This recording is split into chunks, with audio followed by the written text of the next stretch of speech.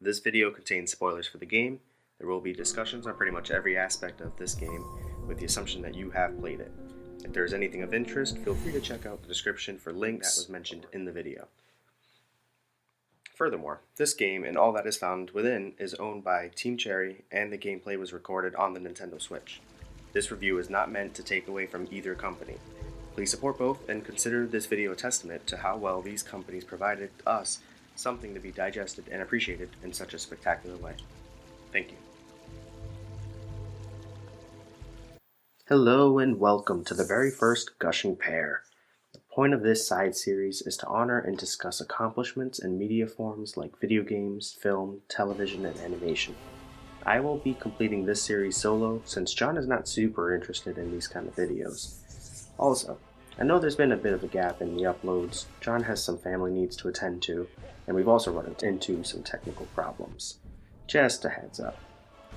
So, let's get started. My introduction to Hollow Knight was a one-off played on the Super Beard Bros. I remember immediately wanting to see more.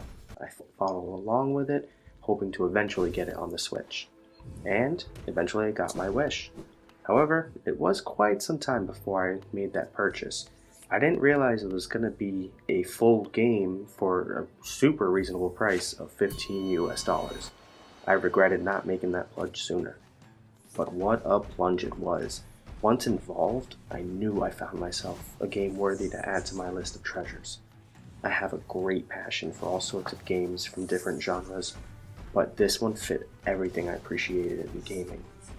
I wanted to be involved and learn everything I could about the game. I would play it on breaks at work, on the go, and of course, at home long into the night.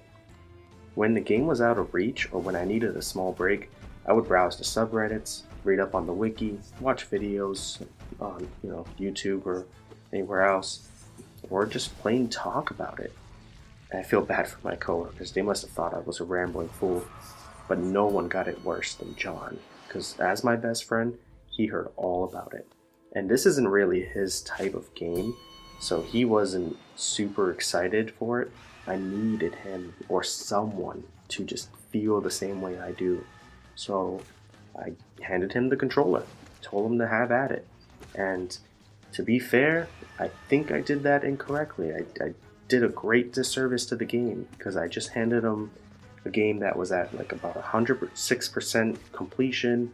He had all the upgrades and everything, and all he had to do was kind of just wail around and press buttons and kind of figure out things, but that's not what the game was about. And I didn't do the game any justice that day, that's for sure. Nevertheless, it was not enough. I finished the main story, learned all the lore using a mix of self-discovery and the internet. Many a thanks goes to the glory that is the internet.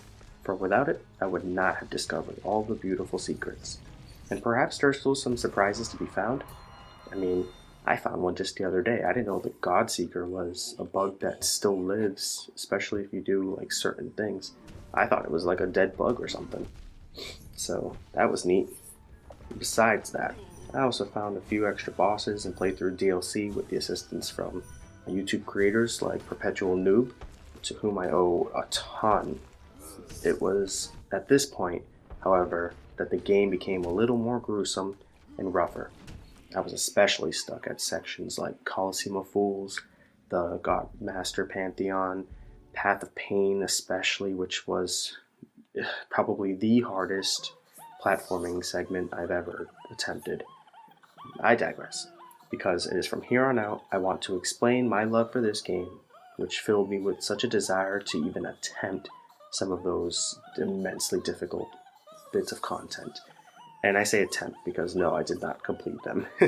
You will not see 112% completion. But I think this game is worth checking out, and because I love it so much, I want to discuss, things like the story, the gameplay,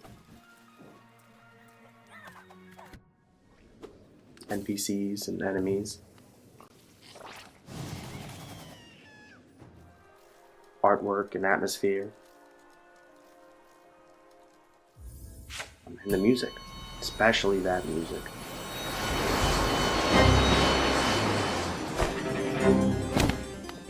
because it's not just one of these elements that fortifies the game, it's a combination of them all. So, without further ado, let's get to it.